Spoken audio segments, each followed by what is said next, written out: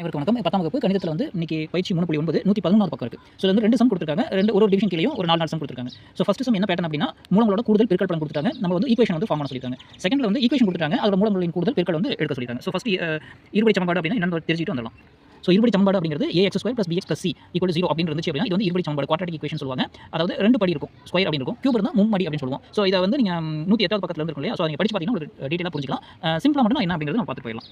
So ax² + bx + c = 0 அப்படின்னு இருந்துச்சு அப்படின்னா அது வந்து குவாட்ராட்டிக் ஈக்குவேஷன். அதோட சொல்யூஷன் எப்படி இருக்கும் அப்படின்னா -b + √b² - 4ac/2a அப்புறம் -b - √b² - 4ac/2a அப்படின்னு சொல்லி இருக்கும். சரி, இது அதாவது இந்த ஈக்குவேஷன் கொடுத்துட்டாங்கன்னா அதோட சொல்யூஷன் வந்து இந்த மாதிரி இருக்கும் அப்படின்னு சொல்றாங்க. ஸோ இருபடி சமன்பாடு எப்படி நம்ம அமைக்கிறது அப்படின்னு சொல்லி பார்த்தோம் அப்படின்னா அது ஃபார்முலா இருக்கு. டேரக்டா இது மட்டும் பார்த்தலாம். x² - மூலங்களின் கூடுதல் × x + மூலங்களின் பெருக்கல் = 0. நல்ல ஞாபகம் வச்சுக்கணும். x² அப்புறம் மைனஸ் மூலங்களின் கூடுதல் வரணும், + மூலங்களின் பெருக்கல் = 0 ன்னு சொல்லி வரணும். இந்த இடத்துல இருக்க மைனஸை மறந்துடாதீங்க. இது ரொம்ப இம்பார்ட்டன்ட் ஃபார்முலா. ஸோ இப்போ அந்த ஈக்குவேஷன்ஸ் பார்த்தலாம். ஃபர்ஸ்ட் சம் என்ன கொடுத்துருக்காங்க -9/9, ஸோ அது வந்து ஃபர்ஸ்ட்ல இருக்கிறது மூலங்களின் கூடுதல், ரெண்டாவது இருக்கிறது மூலங்களின் பெருக்கல். ஸோ மூலங்களின் கூடுதல் அப்படின்னு எழுதிட்டு -9 மூலங்களின் பெருக்கல் அப்படிங்கிறது 20 அப்படி போடுறோம். இருபடி சமன்பாடு ஃபார்முலா நமக்கு தெரியும். x² - மூலங்களின் கூடுதல் × x + மூலங்களின் பெருக்கல் = 0. ஸோ அப்படி டேரக்டா சப்ஸ்டிட்யூட் பண்ணுங்க. நமக்கு ஏற்கனவே சம்ல -9 இருக்கு. பட் நமக்கு ஈக்குவேஷன் ஃபார்முலாலயும் மைனஸ் இருக்கு. So -× +, x² + 9x + 20 = 0. ரெண்டாவது சம் வந்து 5/3, 4 ஒண்ணுல பின்னத்துல கொடுத்துருக்காங்க. ஸோ மூலங்களின் கூடுதல் வந்து 5/3 பெருக்கல் வந்து 4. இருபடி சமன்பாடு x² - 5/3 × x + 4 = 0. ஸோ இது வந்து மீசியம் எடுக்க வேண்டியது. மீசியம் எடுக்கிறது அப்படின்னா எல்லாத்தையும் 3 பெருக்கிட்டு கீழ வந்து 3 போட்டா முடிஞ்சது.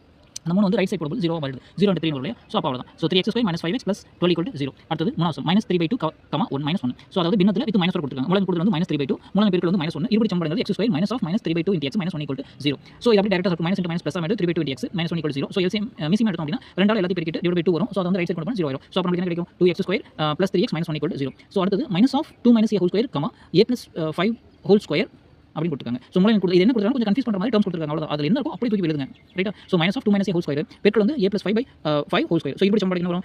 x² ஏற்கனவே நம்ம ஃபார்முலா ஒரு மைனஸ் இருக்கும். ஸோ நமக்கு சம்ல ஒரு மைனஸ் இருக்கும். மைனஸ் + 2 - a² + a + 5² அவ்வளவுதான். ஸோ இருக்கிறத அப்படியே எழுதிட்டா போதுமானது. வேற என்ன பண்ண முடியாது? இதெல்லாம் சிம்பிளிஃபை பண்ணி கொண்டு கொடுக்க தேவை. அவங்க என்ன சொல்லிருக்காங்க? இருபடி சமன்பாடு மட்டும் தான் கொடுத்துருக்காங்க. அப்போ x² ஃபார்முலா கொண்டு வந்தா அவ்வளவுதான்.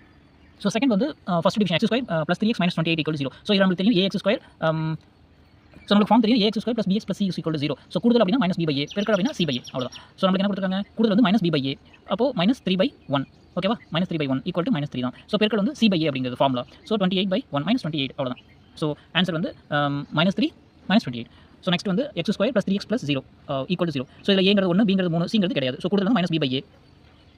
ஸோ -3/1 = -3. ஸோ நெக்ஸ்ட் வந்து மூலங்களின் பெருக்கல் c/a, அப்போ 0 தான். ஸோ மூணாவது சம் பார்த்தோம்னா 3 1 + a = 10/a². ஸோ நமக்கு தெரியும் a². இது ரெண்டுக்கும் நம்ம a² சைடு கொண்டு வந்துடலாம். a² × 3 × 1 + a a², 10 / a². ஒன்றும் இல்லை, a² ரெண்டு பக்கம் மல்டிபிள் பண்ணுறோம். ஸோ இதை கேன்சல் பண்ணுறதுக்காக அதை பண்ணியிருக்காங்க. அவ்வளோதான். ஸோ இது வந்து உள்ள பெருக்கலாம். 3a² + a × a வந்து கேன்சல் ஆயிடுது = 10. So 3a² + a - 10 = 0. ஸோ அப்போ நமக்கு a = 3, b = 1, c = -10. ஸோ மூலங்களின் கூடுதல் -b/a, -1/3, பெருக்கல் வந்து c/a, -10/3. ஓகேவா? c யோட டேர்ம் வந்து -10, a வந்து 3. அவ்வளோதான். அப்படி எழுதிட்டு வேலை முடிஞ்சது.